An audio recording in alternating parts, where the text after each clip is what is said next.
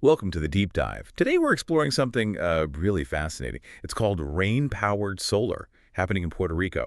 Our mission here is to figure out how this combination of sunlight and rainfall could actually provide steady energy, maybe turn a vulnerability into real self-sufficiency. Yeah, absolutely. And that kind of transformation is, well, it's incredibly critical for Puerto Rico right now. I mean, you just have to think back to the hurricanes.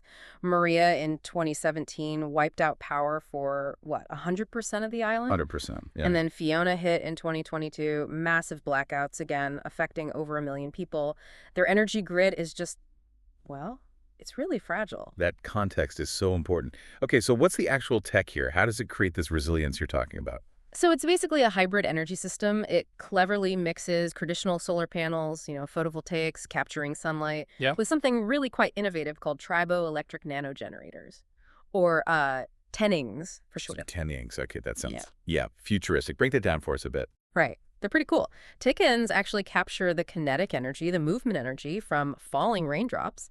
They convert it into electricity using something called liquid solid contact electrification. Okay. Think of it kind of like generating static electricity, but it happens from the friction when raindrops hit the specially designed surface. So when it's sunny, the solar panels do their thing.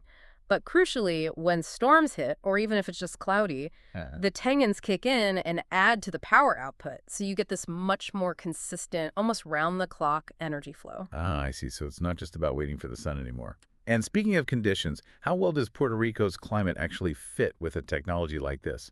All that rain. Oh, it's perfectly suited. I mean, really ideal. Their wet season runs from April to November, and that's when they get about 80% of their total annual rainfall. And the amounts are significant. Averages range from maybe 54 inches in lower areas up to like an incredible 171 inches in the mountains. Wow. Yeah, just imagine harnessing all those raindrops, each one a tiny bit of potential power. That really does sound like it could be a game changer for energy resilience there. Can you unpack that a bit more? Like, what specific problems does this solve that maybe traditional solar can't handle as well? Well, the really key thing is how these decentralized hybrid systems cut down dependence on that fragile central grid we talked about. Hmm. Instead of everyone relying on one big vulnerable system, communities, even single homes, can become kind of like their own energy islands, self-sufficient. Right. Distributed power. Makes sense. Exactly, and that dramatically boosts hurricane resilience. If one local system gets knocked out by a storm, it doesn't take the whole island down with it. It's much harder to disrupt completely. That distributed idea just seems tailor-made for Huh. places prone to storms. Are Yeah. we actually seeing this work? Are there communities benefiting right now? Oh, absolutely. You can see the real-world impact really clearly with initiatives like Casa Pueblo's Community Project and Aginta's.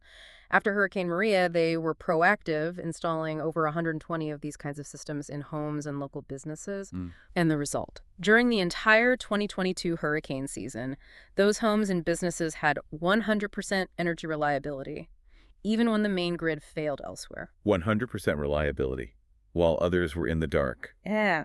That's powerful. What did that mean for people day to day? The practical effects were huge. For households, it meant saving around $200 a month compared to running expensive, noisy diesel generators. Mm. And maybe even more critically, these systems powered solar water pumps in places like La Riviera. So they had access to clean, filtered water right after storms hit.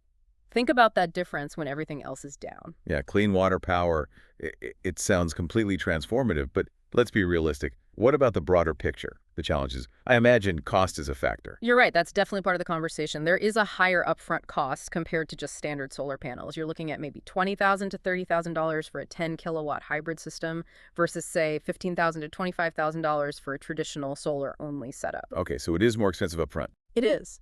But the potential for scaling this up is enormous.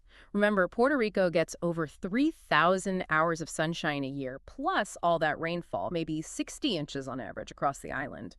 And there's significant policy support helping out, too.